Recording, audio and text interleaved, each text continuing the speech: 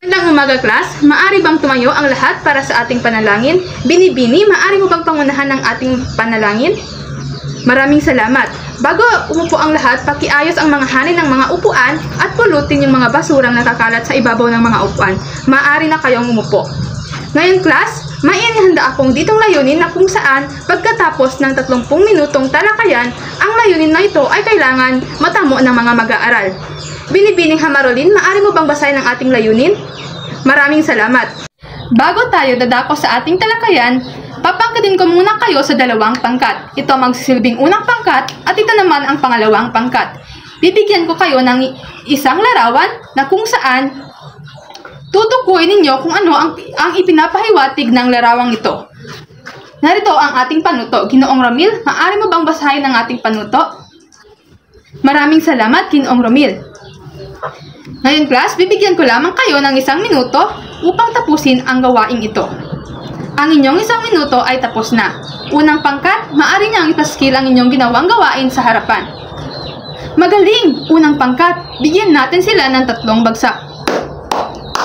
Ngayon, dadako na naman tayo sa pangalawang pangkat. Magaling! Pangalawang pangkat, bigyan natin sila ng 3 bagsak. Ngayon, class, base sa ating ginawang gawain, may ideya na ba kayo kung ano ang paksang ating tatalakayin sa araw na ito? Binibining Arcillas? Magaling! Binibining Arcillas. Bigyan natin ng 3 bagsak si Binibining Arcillas. Ang paksang ating tatalakayin sa araw na ito ay patungkol sa instrumentong pang-statistical. Ngayon, class, bago tayo dako sa ating formal na talakayan, may inihanda akong ditong 2 sobre na kung saan ang sobrang ito ay naglalaman ng mga salita na kulang yung letra. Kailangan yung tukuyin yung mga kulang na letra na dito sa salita upang mabuo ang mga salitang nasa loob ng sobrang ito. Narito ang sa inyo, pangkat 1, pangkat 2. Bibigyan ko lamang kayo ng 1 minuto upang tapusin ang gawain ito. Ang inyong 1 minuto ay tapos na. Unang pangkat, maaari nang ibahagi ang inyong ginawang gawain sa harapan. Magaling! Unang pangkat, bigyan natin sila ng 3 bagsak. Ngayon, dadako na naman tayo sa pangalawang pangkat. Magaling! Pangalawang pangkat, bigyan natin sila ng 3 bagsak. Class, base sa ating ginawang aktibidades, ito ay may kinalaman sa paksang ating tatalakayin sa araw na ito. Ngayon, dadako naman tayo sa ating formal na talakayan. Ang paksang ating tatalakayin sa araw na ito ay patungkol sa instrumentong pang-statistical. Binibining Arcillas, maaari mo bang basahin ang kahulugan ng instrumentong pang-statistical?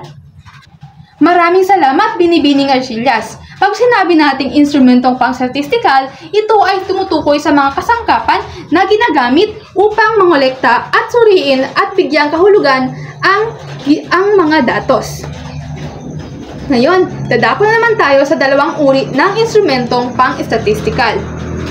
Binibining Bacolod, maaari mo bang basahin ang 1 uri ng instrumentong pang-statistical? Magaling, Binibining Bacolod. Ang instrumentong pangangalap ng datos, ito ay tumutukoy sa instrumentong na ginagamit upang mangalap ng mga hilaw na datos. Ngayon, dadako naman tayo sa pangalawang instrumento.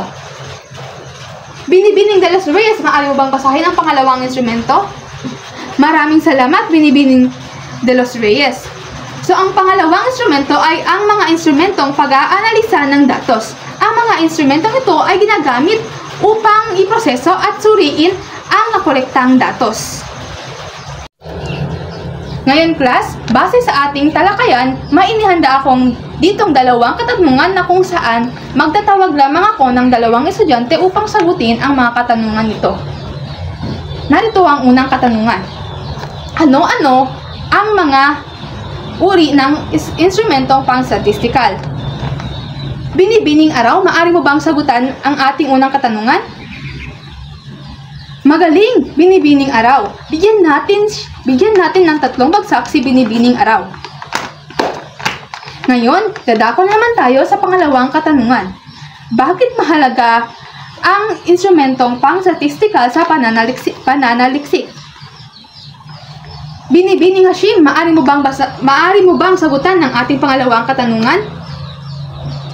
Magaling, Binibining Hashim. Bigyan natin siya ng 3 bagsak. Ngayon, class, papangkatin ko kayo sa 2 pangkat at bawat pangkat ay paghahambingin ang dalawang uri ng instrumentong pang-statistikal gamit ang larawang paru-paro. Ito ang magsisilbing unang pangkat at ito naman ang pangalawang pangkat. Bibigyan ko lamang kayo ng 1 minuto upang tapusin ang gawaing ito. Ang inyong 1 minuto ay tapos na. Unang pangkat, maaari nyo nang ipaskil ang inyong ginawang gawain sa harapan. Magaling! Unang pangkat, bigyan natin sila ng 3 bagsak. Ngayon, dadako na naman tayo sa pangalawang pangkat. Magaling! Pangalawang pangkat, bigyan natin sila ng 3 bagsak.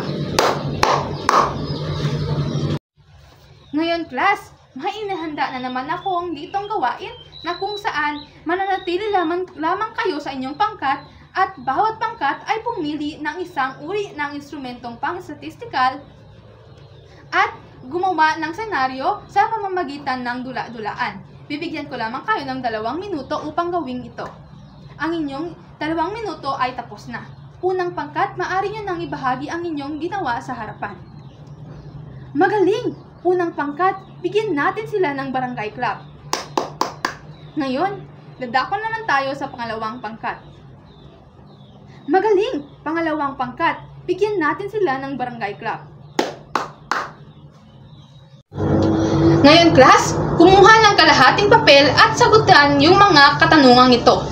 Bibigyan ko lamang kayo ng 2 minuto upang sagutin ang mga katanungan na ito. Ang inyong 2 minuto ay tapos na. Maaari nyo nang ipasa ang inyong mga sagot. Ngayon, class, para sa ating kasunduan, isulat ito sa inyong kwaderno. Binibining Mirapuentes, maaari mo bang basahin ang ating panuto? Maraming salamat, Binibining Mirapuentes. Maliwanag ba, class? Maaari bang tumayo ang lahat? Paalam mga mag-aaral,